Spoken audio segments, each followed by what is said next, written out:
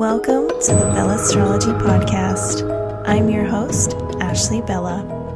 I'm an astrologer, modern mystic, and spiritual empowerist.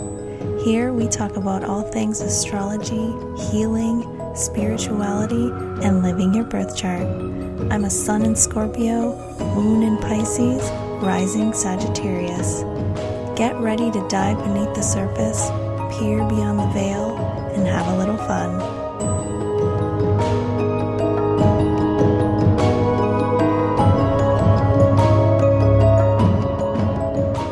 Welcome everyone to a very special episode of the Bella Astrology Podcast. I'm your host Ashley and your astrologer, and today we have a very special episode. It is such a magical time on the Bella Astrology Podcast. We are recording live tonight because we have a lot going on in the studio and a lot of good conversations that we just want to capture. So today is Friday the 13th, yay, and we are celebrating the divine feminine. It is Goddess Day, okay? And we are going to do it right. We are honoring this day like it is supposed to be honored. It is Friday the 13th. It is a sacred day of the divine feminine. It is the day of Freya. We're drinking Freya because it is Freya's day. It is Friday, but it's also, so Freya is the goddess of love and beauty and fertility, and it is also Venus Day, the planet Venus, the actual embodiment of love and beauty and art and money. So we are honoring the divine feminine tonight, and I am just so excited to share this space with a very divine and special human being, this beautiful soul he's sitting here who has truly been a light in my life. I am so excited. She is a fellow Pisces goddess, a metaphysical in the metaphorical.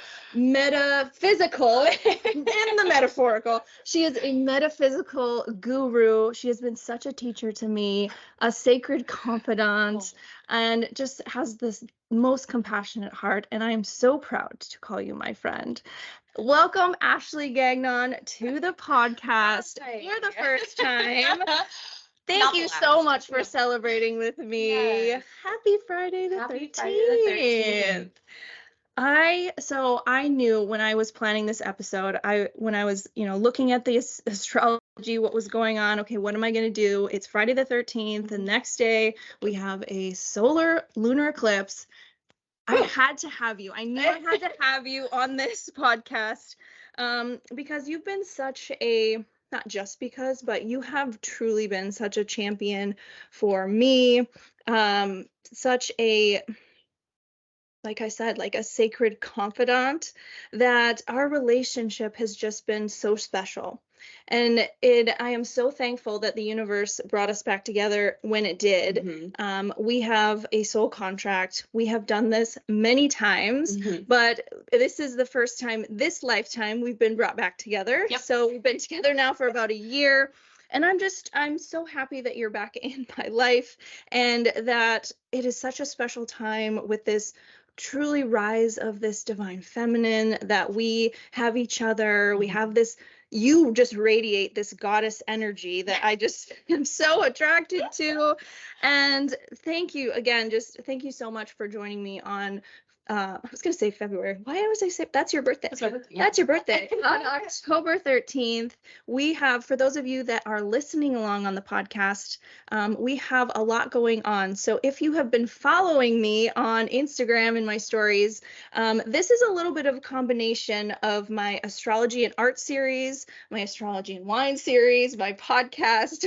We're kind of doing all the things tonight. We needed to go big. So it's tonight, a big day. Yeah, it is a big day. And so we are all cozied up in the treetops tonight. We are painting pumpkins. We are sharing wine. Great conversation. It is the dark moon. We are stoking our internal fires. And we're going to reach across the veil. And we are going to have an incredible episode. So On that note, cheers, my friend. Yes. We are drinking, I know I kind of said that, but we are drinking this most perfect wine for tonight. It is called Freya. It is a Pinot Noir, a 2017 from the Willamette Valley. I said French Valley earlier. It's like, it has to be French. No, it's not. It's Oregon. It's Oregon. It's definitely Oregon. Definitely Oregon. It's delicious red. Thank you for sharing this with me. Yes, thank you for having me. Ooh. And cheers to all of you who are listening with us tonight. So what I want to kick us off with here is just, it is such a magical time. We are in the dark phase of the moon tonight. We are in this portal. Tomorrow we have the new moon solar eclipse in Leo. And it is Friday the 13th. I know I've said that a million times, but it is. I'm very excited. And so it's a new moon. We're leading up to a new moon. It's a dark moon. What are we shedding? What are we I feel like it's releasing? like, how do you survive October? Right? It's like... Right? It has been stacked. That's what I said in one of my earlier episodes. It was like, check on your astrologers, because we're in it. Like, it's like our Super Bowl of the year right now. Yeah. It is there is so much going on. Is it surviving or thriving? You'll never know. You'll never know. You'll never know. With this brand new like relationship cycle happening tomorrow with the Libra Aries axis eclipses, how are we? So one, what are we doing to shed before we go into this new moon? New moons are all about shedding. What masks are we taking off? We're talking about Libra here, so we're going to address the real things. Where are we people pleasing? Where have we been stuck in unsuccessful relationships, heartache, disappointments, but also injustices? What are those things? How have we played a role in those things? Taking off our masks and really letting that go so that we can truly embrace this new relationship cycle that we're about to go into. I know, I feel it. I've felt it for a while now, this true rise of the divine feminine. And these next two eclipses are, I always say eclipses. Is that wrong? Said the astrologer. Eclipses? These eclipse. I think it's these eclipse, but I'm sure someone will just tear me apart and say, stop saying eclipses. It's not a word. Okay, I said mooses yesterday in Costco. It is like mooses. Yeah. Is it one moose? Are these meese? I don't know what they're called. But it is truly this gateway that we're into, and I am just so excited to share this space with you because Aries plays a really big role in obviously these eclipses. It's on the Libra Aries axis. This solar eclipse is in Libra. The south node is in Libra, but the north node is in Aries. And someone who truly embodies the essence of Aries, you, my dear, you are a sun in Pisces, a moon in Leo, my favorite, and you you are a rising Gemini. And I remember like when we first started looking at your chart a long time ago, you're like, oh, well, I don't know. I don't feel like a Gemini. No. Because you're not. It never resonated. Because you're not, because you have Mars sitting directly on your rising sign in your first house. And your rising sign is truly kind of that mask you wear. The rising sign is how other people see you. And so I absolutely, the first time I saw you and met you this lifetime, I'm going to keep saying this lifetime because we've done this before. Yeah. Okay? We've done this before. Yeah. But it was, you are just this perfect embodiment of this strong warrior, just not domineering, but dominant. There is this presence about you, but at the same time, I feel your Pisces and I feel that just beautiful light feminine quality. And so I just remember when you were telling me about your journey this lifetime, and I just was like in awe, just so in awe of just your power and the transformations that you've gone through. And you have truly seen the ugliest parts, of humanity. Yeah. And here you are standing in your power as a medicine woman, as Yeah. a healer. You have gone from heartbreak to the military to motherhood to sisterhood to medicine. And here you are now, the healer. Yeah. Like I'm just so in awe of how you are just radiating this. And this is what I really want to talk about tonight, is this feminine energy, but it's the dark feminine energy. Yeah. Right? Everyone talks about the light feminine energy, but I want to get into this dark feminine energy because I like her. Yeah. I like her. She's fun. She's cute. I really like her. So will you share your story with the listeners? Yeah. Like, how did you get here? Where have you been? Ugh. Who is Ashley? You put it in a really fun, nice way, a very kind way of discussing my life, because the last time that I had a conversation with someone about my life was one of my psychology professors when I was in my graduate school, and his first response was, "Your life is very compressed."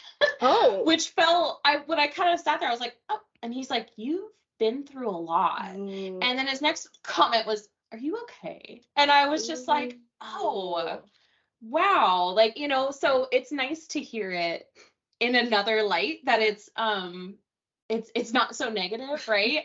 I just feel like as I've gone through these phases, I've never lost myself, but I've created different versions of myself to navigate those situations, to be what I need to be, right? Yeah. To like we talked about, is it surviving or is it thriving? Yeah. Nobody can tell the difference. Yeah. But yeah, I mean, it all started from heartbreak, which is the silliest thing, but gosh, teenage girls, we all, your high school sweetheart just really, really hurt your feelings. Yeah. And so I decided to go the path of joining the military, and that ultimately, which was not like your path. No. I always wanted to do medicine. Yeah. I always. That was not your thing, right? Yeah. No, I always wanted to be in healthcare, right? Like that was always the goal. And then like going through high school, I was like, do I want to be a nurse? Do I want to be a doctor? Do I want to and I just didn't know. And then I was like, I'm just going to go to college, like all my friends, and just figure it out, right. And then college didn't work out because I got my heart broken, and I was a bitter, pissed off 18. Mars got pissed off. Aries was like, F you know this. I'm not going to go to college. And so I joined the military. I came home and I told my mom, I said, "Mom, I'm joining the military." And she's like, "No, you're not. Go to your room." And I was like, "Joke's on you. I'm 18 and I'm going tomorrow. So get on board." See what I mean? So this is that when you told me this story, I was like, holy fuck, this is an Aries woman. Like she. Wait, you said we can't say those words. No, we can. Oh, okay. We can definitely say all the words. Oh, okay. No. We can say all the words. Okay. Sorry, I should have told you. Filters off. Like, let's go there. Let it go, sister. Okay. Yeah, so I just went and did it, and my you would have thought like I had signed my, well, I guess I did sign my life away. Never mind, I can't use that analogy. We are mamas. Like, put yourself in mama's shoes now. Yeah, like, we absolutely. And so I went away, far away. I went on deployments, and I that was a survival mode for me. I definitely went to like a really yucky place, like full transparency. I coped inappropriately, but gosh, when you're, in your early 20s, how else do you process those things? And then I had a wonderful group of leadership when I was in the military that pulled me aside, and they said, "Hey, you are great at this, but you're meant for something so much bigger." And I was like, I don't know what that is, like getting told that at 23, 24, you're like, sure, you had angels with you. You had, oh my gosh, you had guides. They were amazing. Yeah. And I still talk to them to this day. I did Dr. Sarah Bumps and AJ Mobile. They're both just amazing people and I told them to this day, like, I would not be the person I am without their guidance. When I was just so young and lost and angry, there was so much anger in me at that age. And, I got out of the military and I got more angry. And, I was in a very hard place romantically. I was in a really difficult marriage, a very toxic marriage. And I, again, created a version of myself to just exist and to go through the motions to get to that place that I knew I needed to be. And I knew that was in medicine. Like I knew once I got my career in medicine, everything would be okay. Yeah. And I didn't know how, or I didn't know why that would change at all, but I knew once I got to that point, right? Like I knew it was all going to be okay. And that was just my drive and my gut, my intuition. And so I went through a very horrible, very traumatizing divorce, and I, moved out to New York and went to PA school, and then sure enough, when I was, going through the motions of PA school, this wonderful job out here in Minnesota popped out, and I didn't apply. It was offered to me, and I reconnected with my soulmate of a human being that I have in life now, Josh. And, I come out here, and literally the week that I'm crying to Josh, like, I have no friends here. I don't know anybody. We meet up with you and Jeff. Was funny, that story in itself is amazing at how that was, because we like had no idea, like we had been close to each other for a long time. Right, we were both in Arizona. Yeah, we both lived in Arizona. I'm from Minnesota. We had just moved here as well. Yep. Like we just moved here. I went to ASU, like I got my bachelor's and my master's at ASU, and you were there down the road, like totally there. Our lives that chapter closed. Yeah. This book opened, and at the same time. At the same time. Yep. And then little did we know, like amazingly, it was our sons who really brought us together. Yeah. Because Kane was wearing a Scottsdale t-shirt, and you were at parent pickup, and you're like, Scottsdale? Right, like, who are you? Who are you? Yeah. And he was like, oh, stranger danger. No.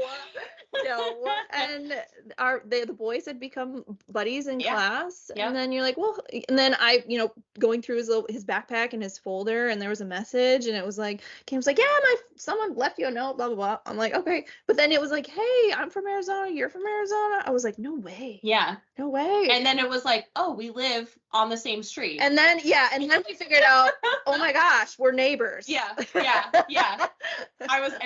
Poor Gunner, he was like, she's right down the road. I was like, no, they're not. No. Like, you have no idea what you're talking about.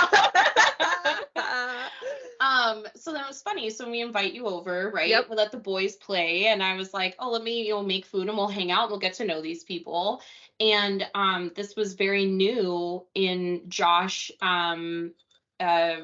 taking on and really educating himself and becoming a Norse pagan. Okay, yeah. It was very new for him in that moment. Yeah.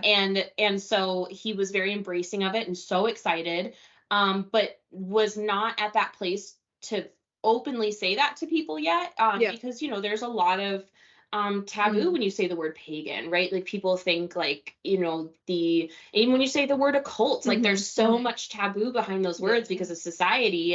And so he was very much just kind of like, ooh, I don't. And so we're sitting there talking with you and Jeff, and I don't even know how it came up, but I just like word vomited it. We were talking about something, and I was like, well, we were talking about weddings, and I was like, oh, well, we're Norse pagan, so we did a hand fasting ceremony, just him and I. Wait, what? Yeah, and so like, what did you say? And meanwhile, and I don't think I've ever told you the story. No. Like alarms started going off for Josh, and he was like, "Oh my god, abort!"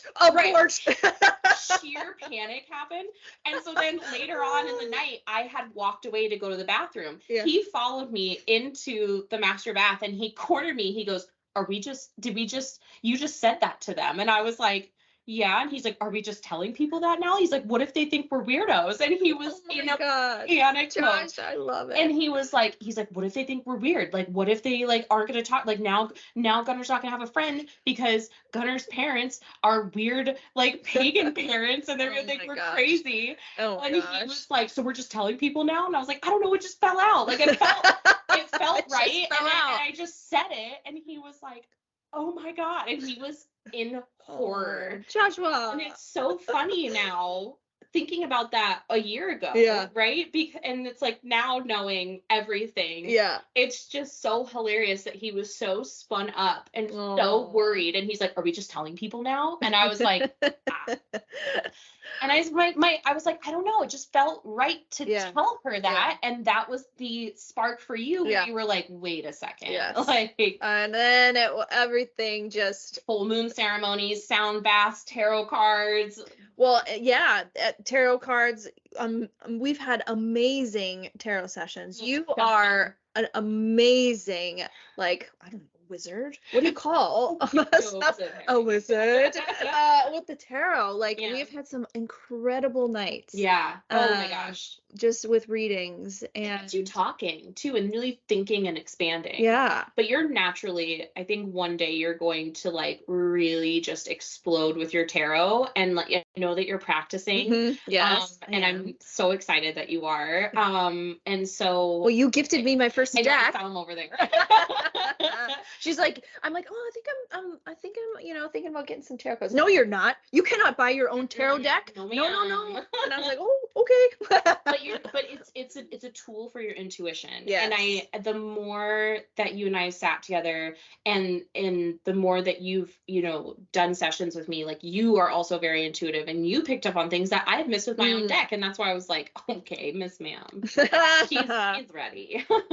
I think that's a good story though. Like, talk about being a pagan, a Norse pagan, particularly. Yeah. Like, what does that mean to you? How did that come into your life?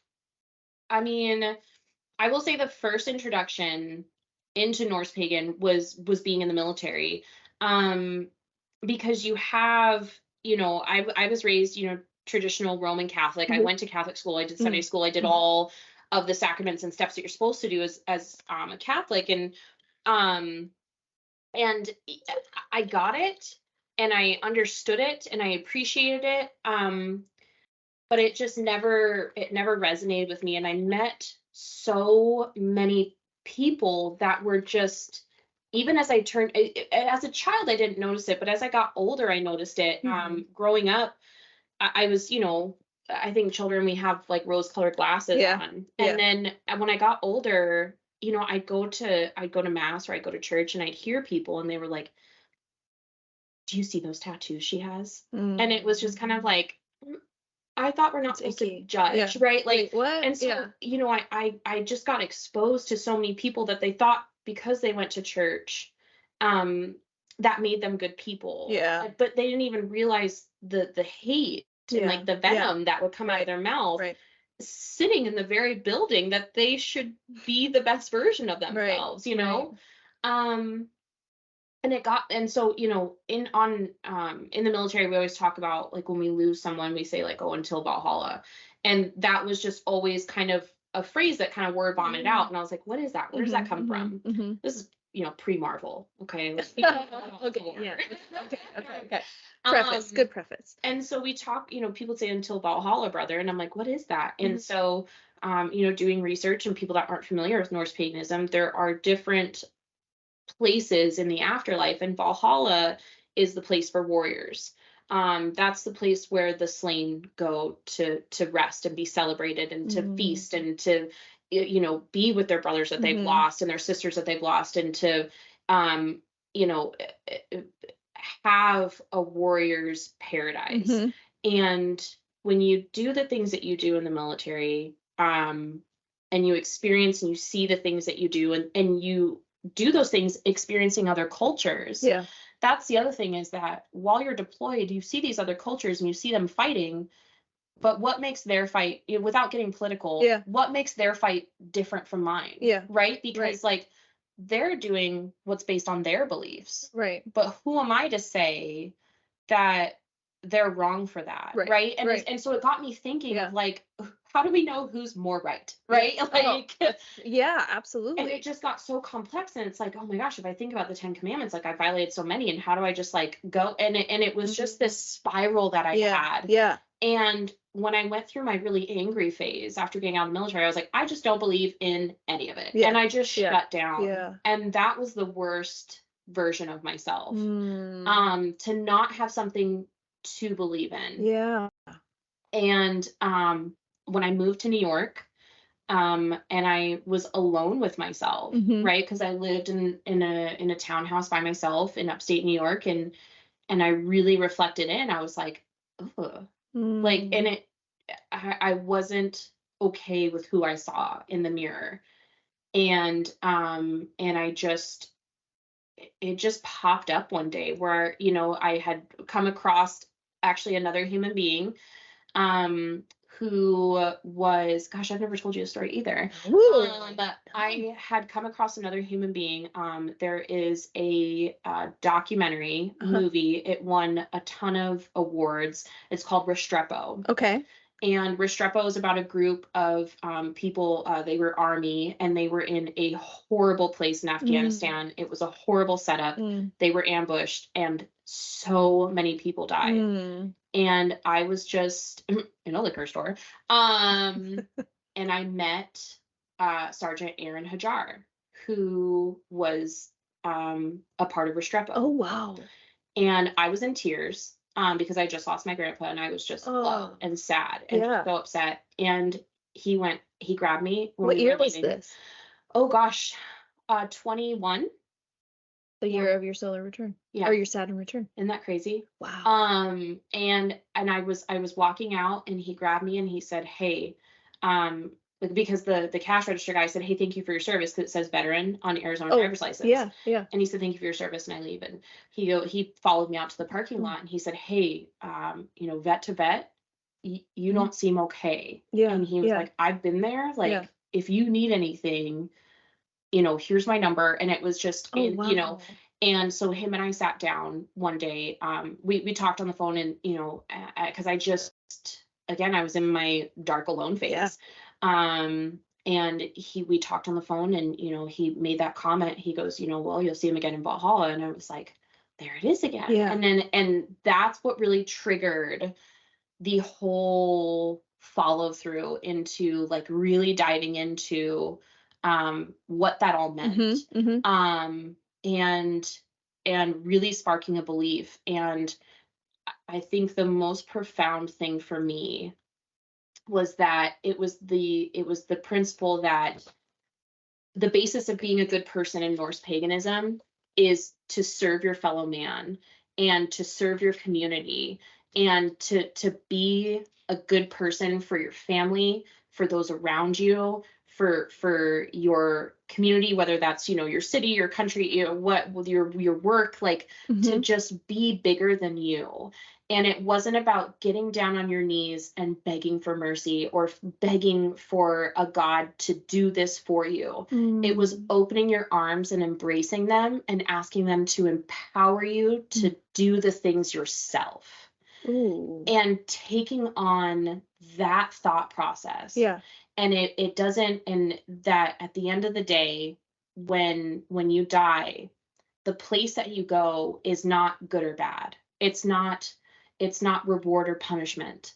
It is the level suitable for the life that you have lived, right? And so if you're a warrior, and you fought, and you die fighting, you go to Valhalla. If you're, you know, the common person that has the common life, and you did the right things, and you did good, you know, you go to these different levels of the afterlife that suits the person that you are. Yeah. And your life and your existence on this world isn't damnation or punishing. Yeah. It's just, you reap what you sow. And I loved that, because it took the hypocrisy out of it, and it put the empowerment back in me. And it was like, if this is the life I want, this is what I have to do. And it just, the day that I realized that, I just woke up. And I realized I just had to pull, if I wanted these things to change, I had to pull myself out of it.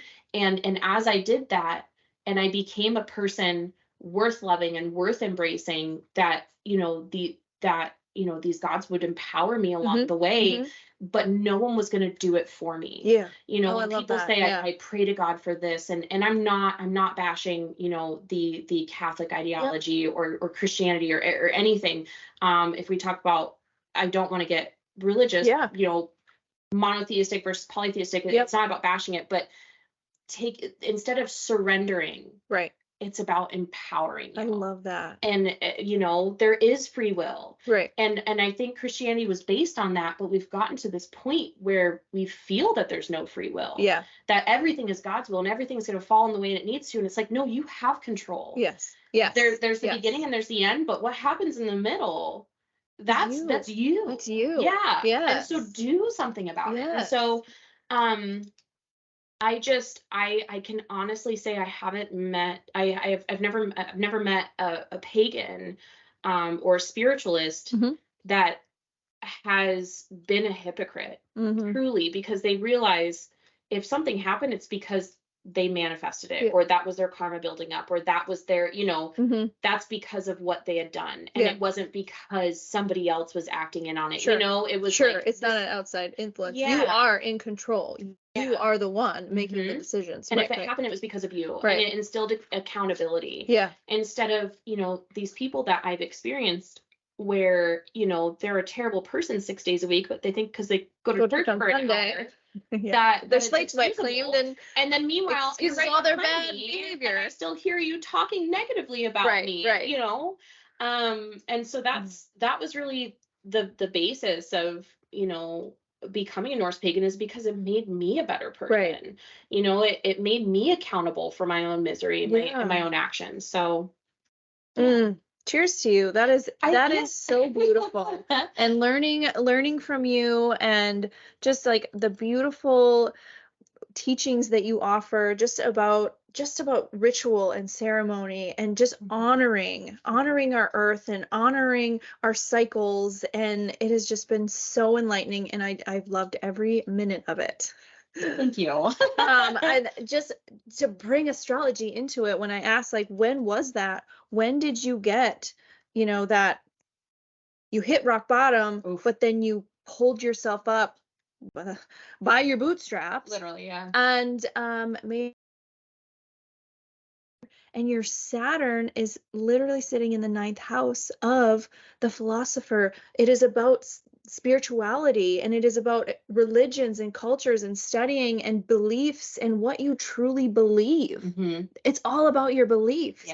And that's what was the trigger for you. That is just it's amazing. It's so amazing. And it's been beautiful ever since. That's the thing, is the second that you kind of wipe the fog away of the normal societal expectations and framework on everything, you really see the magic in everything. And you start to stop saying, oh, well, that's a coincidence. Like, there is no such thing as coincidence. There's no, everything is so divine and so beautiful, and there's a plan. There's a plan. That there's a reason, a quest. There's things that you came to learn. There's things you came to experience, and it's all orchestrated, and it's okay. But like, if you would have met me 3 years ago, I would have given you the ick, and it would have just been, this isn't the right person for me. And so it all, like you said, there's a plan, right? Like, that's another example of it, is that you fell into, or we fell into each other's lives at the right time. Exactly. I totally believe that. You went through your own awakening and your own struggles. Right. And so if we would have met each other 10 years ago, we were on different spectrums. Polar opposites. Yeah, we were in the same city. Right. We were polar opposites. We were different. Yeah, we were totally different people even at that time. Oh my gosh. So absolutely. And I can't tell you enough, like, how, like, proud I am to know you and what you've been through, and how you have used this life experience, and could have gone in a totally different direction, right? It could have gone, you could have it could have shattered, right? Oh yeah. And now you are here healing other people. Yeah. Isn't that like, it's so, that was your destiny all along, but you had to you had to empower yourself. You had to realize that you were the one in control. Yeah. But I think that's made me hold my patients accountable too. Like, as I do, so I do family medicine, but I also do addiction medicine. I also do behavioral health, for adolescents, teenagers, and adults. And so realizing that accountability within myself translates into, the way I manage my patients, because it's not the funnest conversation in the beginning when I sit down and we have the conversation of, mental health and how are we going to manage. And because I think we're in a society of instant gratification, right? People think I'm going to go to the doctor and I'm going to get a pill and I'm going to be better and all my problems are going to be solved. Well, no, because the problem's still right there. Yes. Like, you can't, there isn't a magic pill that's going to make everything better. It is you. Yeah, exactly. And so, learning my own accountability to harness that, it translates into how I manage my patients. And so there is that forefront conversation of, hey, I'm going to give you whatever your goals are. I'm going to empower you. I'm going to give you those tools, but you got to listen to those tools. So therapy is key, looking within yourselves and fixing yourselves and having those coping skills and being able to reframe situations, because, all of the anxiety and depression and anger in the world can be lessened with a pill, but it will never be controlled. And the only control is within you. And so that has really translated, where I've taken, yes, I appreciate Western medicine. I went to school for Western medicine. I do believe in, that's okay if you need a pill. Yes. There's no shame in that. But taking on that spirituality and harnessing things in Eastern medicine to bring a balance, because it is a holistic whole body approach.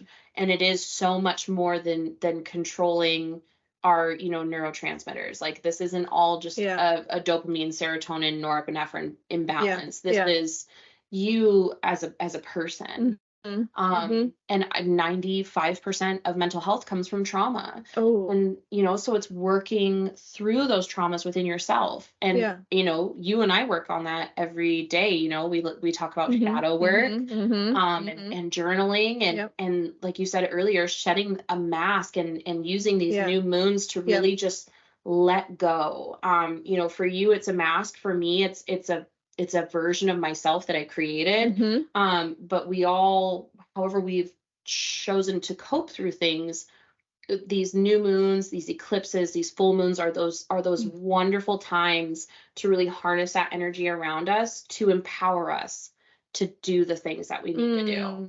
I love that. Said the beautiful Pisces with her sun in the 10th house. Like, and that is so, and that's such a profound thing to what you just said, in that, the coping skills. Even you talked about it with yourself, with the escaping and the coping skills, and how that manifests. And in Pisces itself, in that archetype, it is the escapist. It is ruled by Neptune. It is in all of those things where we escape the alcoholism, the depression, the drugs. But yet here you are, this 10th house, where that is Capricorn, strong Capricorn energy, keeping your feet on the ground. And here you are bridging that Eastern and Western medicine together, using your intuition, using your creativity, using your compassion, but also you have your feet on the ground. Right. Like, you have the ability to, like, pull it all together. It's hard. It's really hard sometimes, which is why I married a Capricorn. Because he just reels it in. I love that. Oh my gosh, I love that. I want to talk more about this.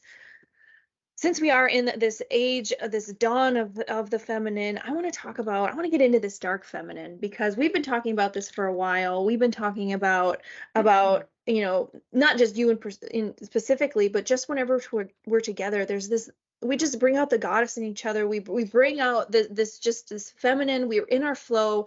We are both water signs. We use our intuition. We love all of this occult and metaphysical business.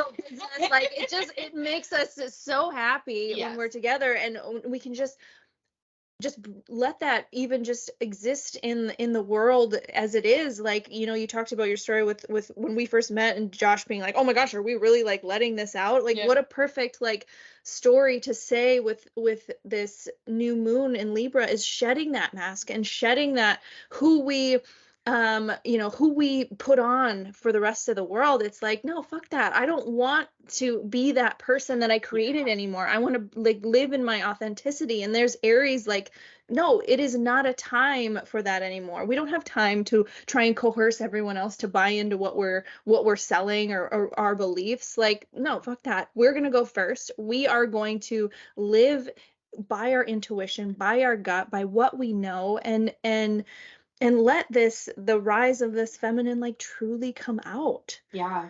And for you, like when I said like I met you and you know, you're telling me your story and I'm like, oh my gosh, she is just the embodiment of both the light and the dark feminine. The light and like this compassion, this, you're gentle, you're nurturing, you're amazing mother. You are like the best friend anyone would ever want. This woman, like the way that you gift, the way you make food, the way you take care of people, like you come into your house and it's just like, oh my God, I'm so. First, I honestly thought you were a Cancer when I without before, because you are just so nurturing. You're just so you just have I just feel so comfortable with you. But then you share your story and I get to know you, and then oh my God, no, you're a badass. You're a warrior. Like you are a no bullshit. You have this presence about you. Yeah. And people may, you know, you probably did scare those little church ladies that were standing behind you in church. Like you have no tolerance for bullshit at all. Yeah. And you can see it on your face. Like there's no hiding that with you. Yeah. I know you say you put on a mask, but is that the mask you put on? Like I have no bullshit. Yeah. Like that is, you have this like strong energy, but I've noticed this change in you definitely over the summer. Yeah. Of just huge shift. It's been a shift, and we haven't even really talked about it. We've talked, like we obviously we talk all the time, but the reason behind it and the things that are going on, like specifically for you in your chart, and watching you kind of come into this, not even step into your power, but just being confident in your power and this magnetism, almost like this sultriness and this confidence in a different way, not in the Aries, like in your face, like I'm strong and it's my will and I'm gonna make it my way. Yeah. It is more of, no, I'm gonna call in what I want, and I'm comfortable here, and it's sultry and it's deep.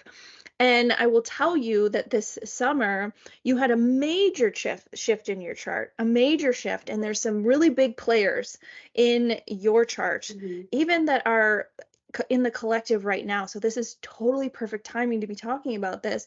But we're talking about Mars, we're talking about Scorpio energy, and we are talking about Pluto. And of course Venus, because you have your Venus in Aries. I didn't mention that earlier. So you have so much fire in you, but in the last few months, your progressed moon has moved into Scorpio. Mm-hmm. You are in a 2.5-year Scorpio cycle. I'm a Scorpio, so yeah. This energy, like I love this energy. But for you, like you have when did that shift happen? You are 5 months in to this cycle. Interesting. So you are at 5 degrees of, your progressed moon is 5 degrees of Scorpio. Because I had texted you. Oh, I know the date. Summer, yeah, and I was like, oh, girl, I have the receipts. Ma'am. Girl, I have the receipts. Okay, I do not think that I wasn't my little Scorpio self being like, okay, back on. Oh man. July 18th. Yeah, that was. So that was intense. That was also a new moon. It was a new moon. It was a Cancer new moon. Oh. And so you at that time had just really dipped your toe in the water of this Scorpio progressed moon, but it was in your 5th house. It flooded your 5th house of which is a Leo house. So it was all just about, taking your self-expression out, romantic endeavors, passion, boldness. Like this is the house of creativity, and My husband is and joy listening to this. So you stepped in then at that new moon in Cancer. Scorpio was like, hello, oh my welcome, God. because that is a mark shift. Whenever you have, and you won't, it's like you're not going to have this much, okay? Because it's every 2.5 years our progress moon moves one sign. So in a Scorpio cycle, when you get into Scorpio my cycle. gosh, it was like I texted you and I was like, ma'am, we this was a lot. Yeah. But I had no idea, right? Because this is your whoopee. Like, this is your jam. Like, you understand, and this is like, I understand medicine, I understand intuition and tarot and paganism, and every time you talk about astrology, I'm just in awe of you because you are so knowledgeable of it. And when I text you, for the record, it's never with the intention that you're going to overlap with layers. Well, there's a reason for that. I'm not that girl. I'm not that one. No. But it's funny because I message you because I already know that you are just so hyper aware of it. And so, and it's just, and it's not that I need this affirmation that all of this is not mumbo jumbo, like, right, all of this is real, right. But it just makes me kind of cackle, like, every time when something major happens and you're like, well, and it's just like, there it is, like, and it's just, boom, I love it, she is, because it's real. I mean, it truly is. And anybody that kind of scoffs at all of this and doesn't think that they're, I hate double negatives. Let me rephrase that. If someone looks at this, oh my goodness, if someone looks at this and they don't understand the parallel, and they don't and see the application of all this, it's because they're not willing to see it. I really think so, because it is just so profoundly amazing. And the more that you can understand this, the purpose of it is to use that as a tool. That's another form of self-awareness tool. Absolutely. Right. It's like when are you going to go outside and mow your lawn when it's raining? Well, no, because the grass is wet and it's going to be 10 times harder. You can. It's your choice. You can definitely do it. Right. But it's going to be a lot harder, exactly. Right? Like, and so why would you try and make these major shifts if it's not working in your favor? Right. And so you take these times to empower yourself to make those changes at the right time. Yes, and absolutely. That's where all of this comes into play beautifully. And that's why, like, I'm not plugging right now, but like, that's why I gift your services to people, because I want them to take that, like, and use that to help themselves. And that is truly what I see astrology as. I am not the one who is every day, like, looking at the aspects that are happening, like, oh my gosh, today I have to manifest today. Oh my gosh, it's a fire day. Oh my gosh, I didn't plan a party. Oh no, this is, doomsday. I'm not looking at it like that. No. I actually like to look at it more. No, because you're a mom and we're hockey moms. I don't have time. We're hockey moms. We don't have time for that shit. But I am more of the, like, I want to drop in. Yes, I want to check in. What's the weather like? Do I need a jacket? Do I need a raincoat? Do I need an umbrella? I like it that way. But I also like to use it as, okay, what I like that self-empowerment or that self-discovery aspect of it. Like, let's say I need to take a leadership position. Okay, where are my strengths in leadership? Like, who can I call on in my chart? Like, who's going to help me? Where are my strengths here? What type of leader am I? So I'm not trying to put on a mask of something that I'm not. No. I can absolutely do it, but what is the way that I can do it in my own way? Find my authentic way of living, how my soul wants to experience this life. Because I like, astrology isn't something that you believe in. I think it is something that you experience. And that's how I like to use it. I don't like to tell you. I'm never going to tell you anything about yourself that you don't already know. It's literally a mirror of you just coming home to yourself, of things that you already know, whether you forgot them or it's been conditioned out of us.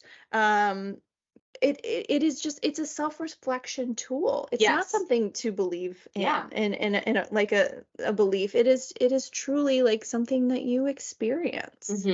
So I don't know how we got on that tangent. Sorry. Are we ever going to get to our painting? I don't know. I know. We are just talking, and we have these beautiful pumpkins in front of us, and paints, and we poured paints, and we're going to do it. I spent 40 minutes punching out all of these things. They're going to be beautiful pumpkins. This is a double. This eclipse season is ruled by Venus. It's going to be beautiful. Okay, it's going to look really, really good. Oh my goodness. But I did want to just make you, going back to just what your progressed moon in Scorpio, this eclipse, so right now, as we are speaking, from on a collective level, we are closing the door on one eclipse season, and we are walking through the door. We are in this void space, and it's a weird space to be in. If you felt it collectively, it's a little bit uncomfortable. Like we are not who we were, but we're not yet quite who we're becoming. But the universe is really asking us to trust and believe in ourselves. And with this Aries North Node, it's like, no, you need to be the one to go first. You need to this is the time. Like, don't look back, don't get back in your comfort zone, because the South Node, where Libra is the comfort zone. It's where we came from, and we're being asked to move away from that and close that chapter.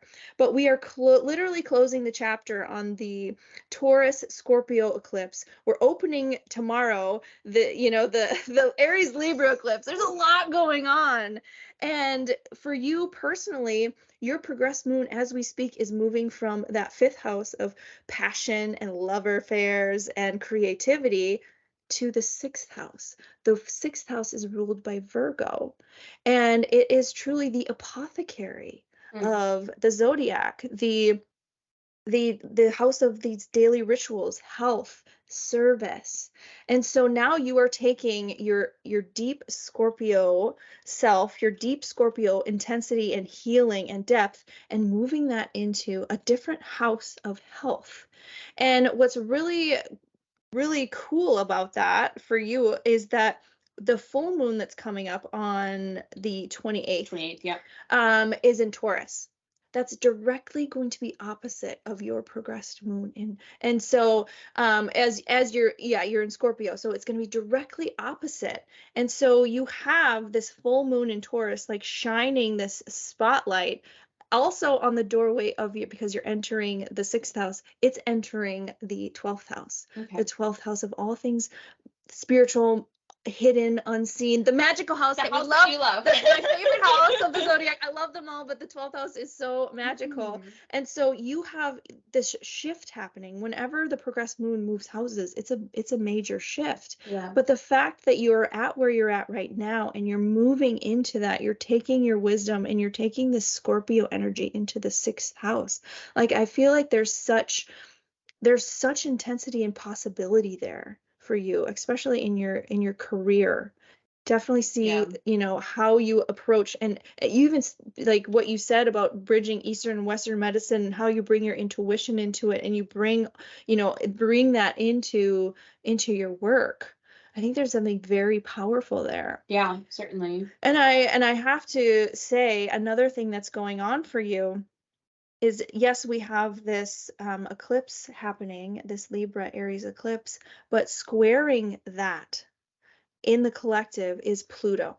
Pluto is it just went retro, or it just went direct in Capricorn, but it is the point, the apex of this square that's happening, this tension square that's happening, and it's all about rebirth. What needs to die away in order for us to step into and make room and birth something new without knowing what is truly coming? How do we do that? But what's even more magical and powerful for you is that Pluto is sitting directly on top of your North Node, your destiny. So Pluto has been going forward and retrograde and going forward like forever, right? And it just shifted direct, and it's going to hit you again on your North Node, but it's literally been sitting on your planet, or not North, the nodes are not planets, but your North Node has been activated by Pluto. And so that is Scorpio energy. That is Mars energy. Mars is the old ruler of Scorpio. Now Pluto is the ruler of Scorpio. So there is this theme, this very strong theme around deep, intensive healing, this dark feminine, the rise of this dark feminine. And I see that so much as a power, a symbol of empowerment for you. And I think you're feeling that. Yeah, I mean, certainly. So, but I think a really powerful question to ask, especially, taking an assumption here for some of the female listeners out there that are paying attention to this, is how do you be a dark, how do you be feminine, right? But still maintain strength in what is overall considered a very masculine society, right? Totally. So how do you retain that power and that strength, but still stay feminine, right? Because there's a lot of times that we experience, especially in professions, that if a woman is strong, well, she's a bitch. She's a bitch. Right. Yeah. Or if I'm serious about something, why don't you smile more? You're rude. Yeah, What's your attitude for? But if a guy does it, they're powerful. They're commanding and they're dominant and they're powerful and they're serious about their job. But if we do it, we're rude. We're rude. We're selfish. We're rude. Right. Yeah. And the day that you have a bad day, right, and you're not this happy, bubbly person, you're not demonstrating those light feminine qualities. Right. So how do you do it? How do you let feminine? How do you let your dark feminine roar? Right. And without in the world today incorrectly. Listen. Listen.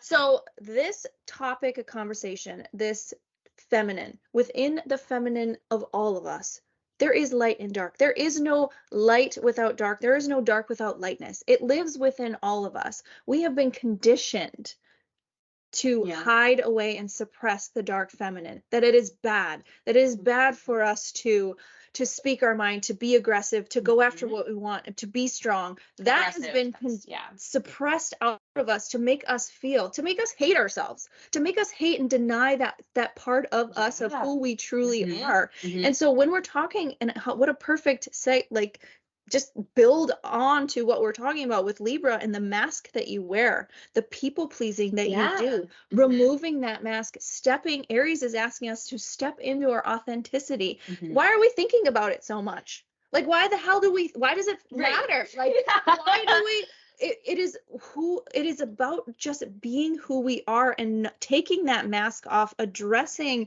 the characters that we're playing, and addressing our own needs, because at the end of the day, who fucking cares if someone thinks that we're a bitch? Like, we are.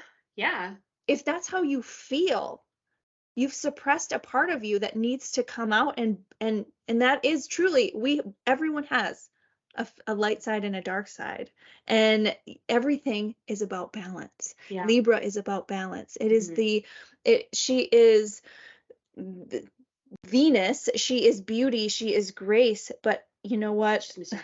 I'm so sorry. What did you say? I said she's Miss United States. I'm so sorry. She's beauty, she's grace. Oh my God, I love you so much. She's got a dark side too, okay?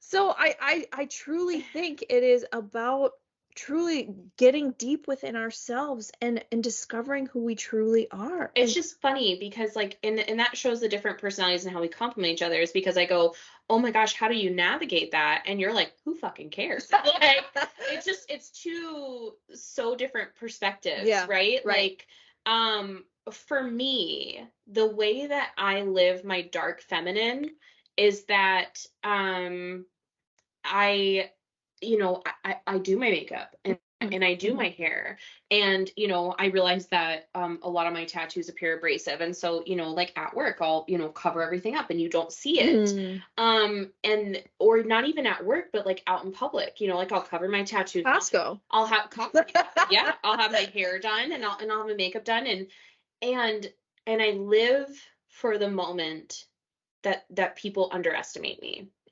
right? You love that. That is. Oh my God! Here comes that Mars going out. It's my favorite thing. Yeah. I love being judged and underestimated.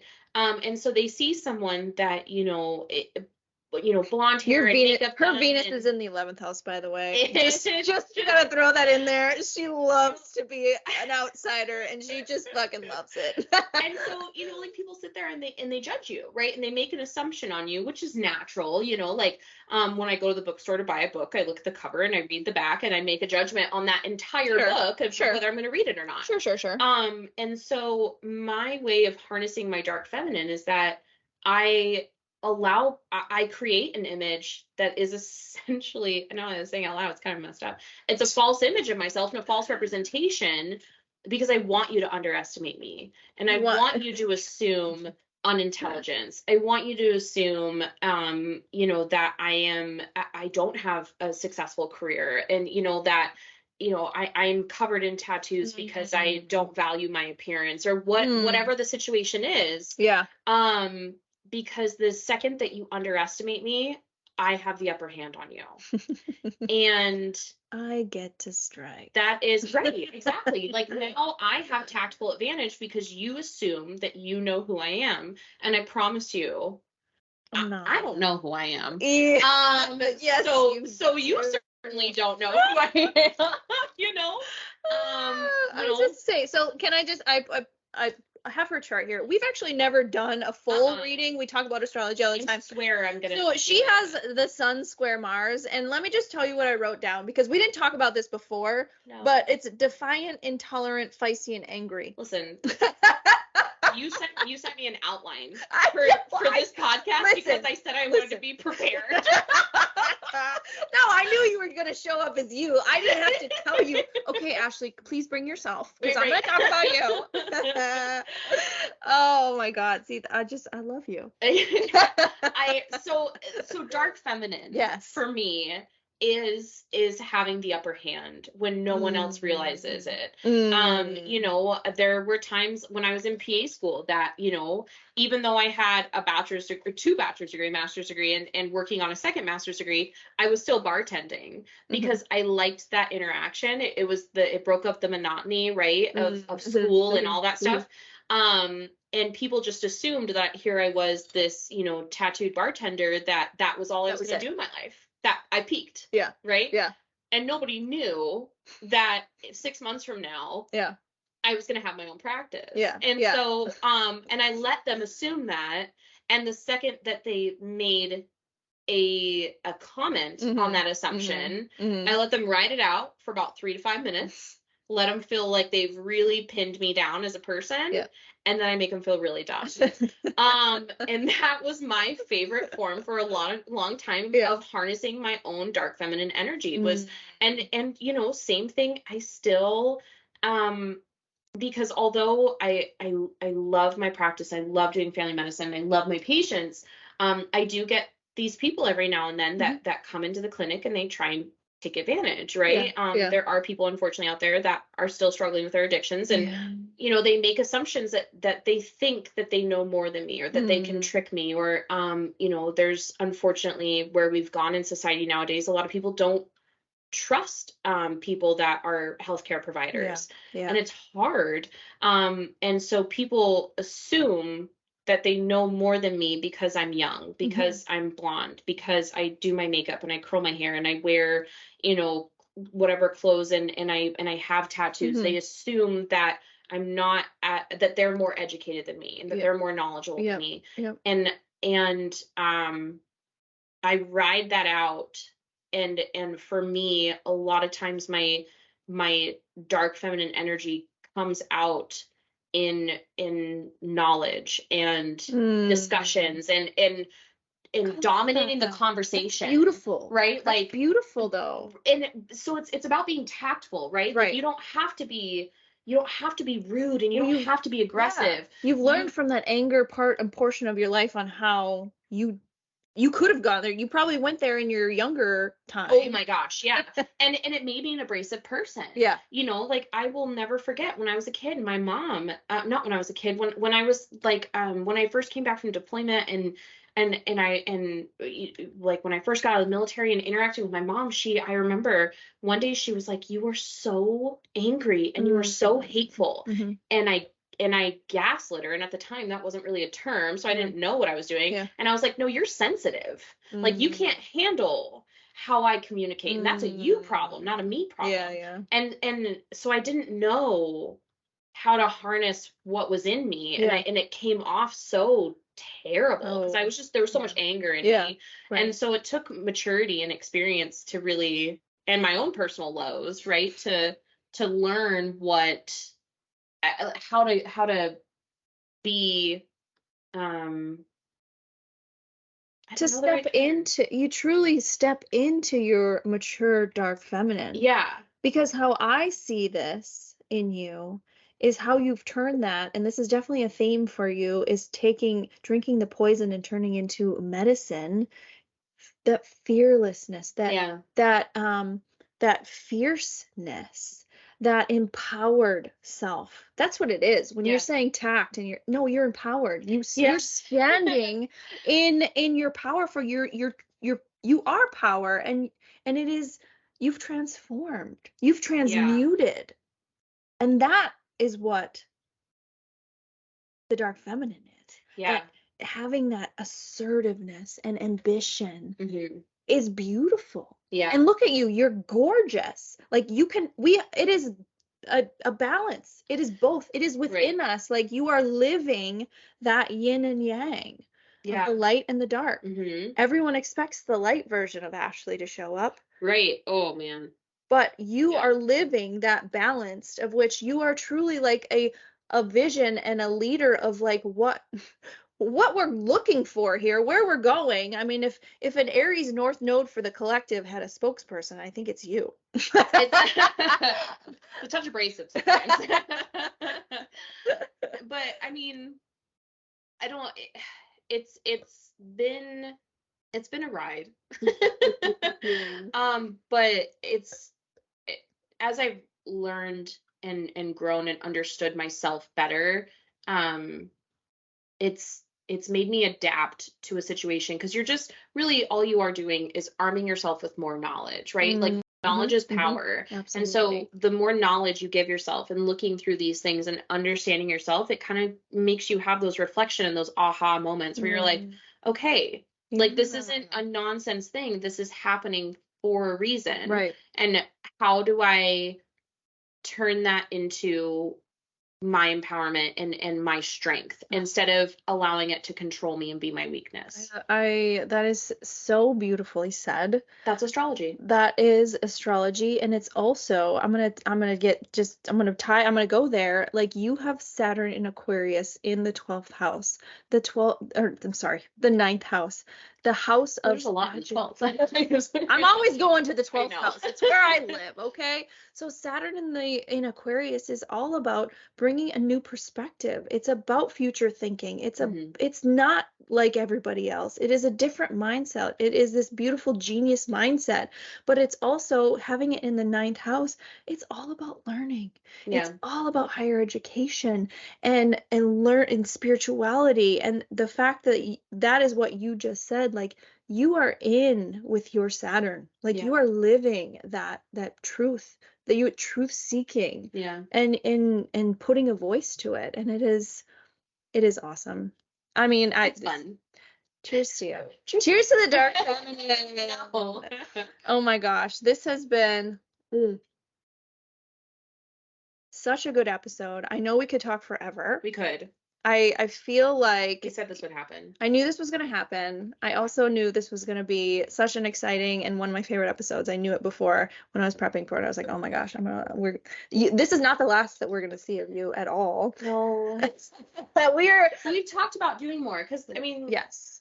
Gosh, but it would be cool to hear from people, like, as they, watch these videos and listen to the podcast, like what is it that they want to know? What resonates with you? Right. Like, what resonates with you? What in this episode made you go like, oh my gosh, I wish they would have touched on that more? Like, I love that. Is it the occult? Yeah. Right? Is it like how to tap into intuitions? Ooh. Is it talking about like the nitty gritty of like the dark feminine energy? Like the real Let's go. Like, do you want to go there? Like, yeah. let's go deep dive in those dark waters, because you and me, we are divers. We can go there. We could definitely. Absolutely. I love that. I absolutely love that. There's so much that could be talked about, right? And like, and like how do you bridge like the spirituality with like Western medicine? Like the two of us coming together and really diving in on like, Goosebumps. like an example case, like just